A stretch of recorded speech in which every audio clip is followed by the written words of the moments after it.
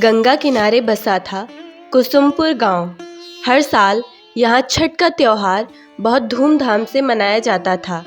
घाट पर रंग बिरंगी टोकरी, सूप, फल, नारियल और गीतों की गूंज होती थी। लेकिन उसी गांव में एक झोपड़ी में अकेली रहती थी गुड़िया, 14 साल की अनाथ लड़की। माँ बाप का साया बचपन में ही उठ गया था। गांव वाले उस पर तरस खाते, लेकिन कोई उसे अपने घर नहीं ले गया। गुड़िया रोज दूसरों के घर बर्तन मांजती और शाम को नदी किनारे बैठकर आसमान देखती। हर साल जब वो गांव की औरतों को छठ करते देखती तो उसकी आंखों में आंसू आ जाते। वो सोचती, काश मेरी भी माँ होती जो मुझे छठ मैया की कहानी सुनाती। उस साल छठ नज़दीक आ रहा था। गांव में सब तैयारी में जुटे थे। बच्चे सूप में फूल रख रहे थे, औरतें घाट की सफाई कर रही थी। गुड़िया ने चुपचाप जाकर एक पुराना सूप उठाया जो किसी ने फेंक दिया था। उसने मिट्टी से उसे साफ किया और बोली, इस बार मैं भी छठ करूंगी अपनी मैया के लिए। पड़ोसी कैलाशी काकी ने हंसकर कहा, अरे पगली, छठ व्रत कोई खेल नहीं होता।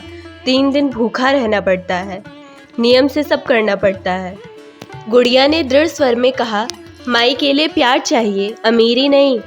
गुड़िया के पास कुछ नहीं था, ना तो गन्ना, ना नारियल, ना कपड़े। फिर भी उसने अपने झोपड़ी के पास छोटी सी मिट्टी की वेदी बनाई, नदी से थोड़ा जल लाकर रखा और मन में कहा, माई मेरे पास देने को कुछ नहीं, बस सच्चा दिल है। उसने घर घर जाकर काम किया, थोड़े पैसे जोड़े, उनसे गुड़, आटा और केले खरीदे। शाम को जब सबने देखा कि वो अकेले दिया जला रही है तो कई लोग देखने आ गए। कैलाशी काकी ने चुपचाप एक टोकरी में कुछ फल रखकर उसके पास रख दिए। ले बिटिया, छठ मैया के लिए ये रख ले।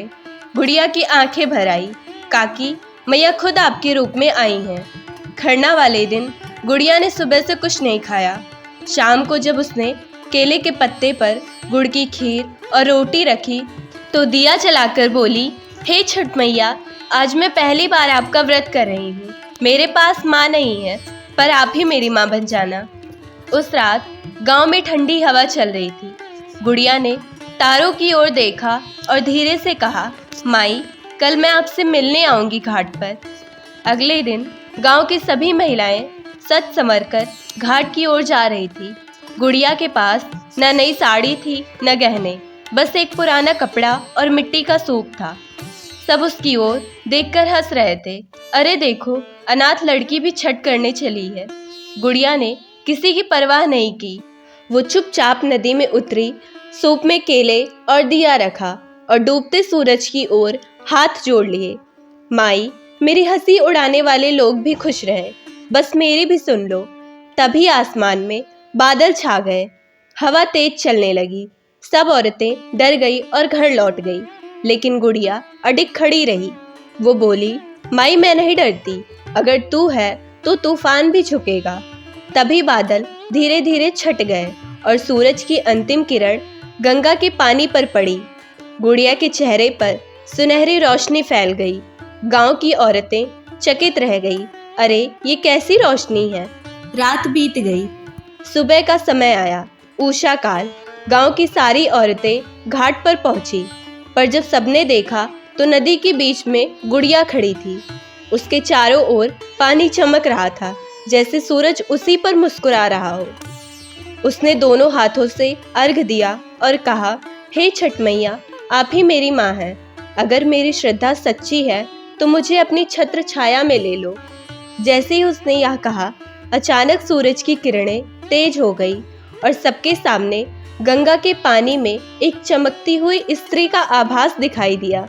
लोग बोले, छठ मैया। वो आभास मुस्कुराया, गुड़िया की ओर बढ़ा और पल भर में गुड़िया गायब हो गई। गांव वाले घाट पर दौड़े, पर वहां सिर्फ गुड़िया का सूप और जलता हुआ दिया रह गया था। कैलाशी काकी ने रोते हुए कहा, वो तो सच में मैया की बेटी थी। उस दिन से गांव के लोग हर साल छठ में एक दिया जलाते हैं, गुड़िया मैया के नाम से। कहते हैं, अगर कोई सच्चे मन से छठ करे तो गुड़िया मैया उसकी मनोकामना पूरी करती हैं। आज भी जब कुसुमपुर में छठ होती है तो घाट के कोने में हमेशा एक दिया अपने आप जलता है। लोग कहते हैं वो गुड़िया का दिया है जो कभी बुझता नहीं, और बच्चे गीत गाते हैं। भक्ति और अमीरी का कोई रिश्ता नहीं होता। छठ मैया सिर्फ सच्चे मन की पुकार सुनती हैं।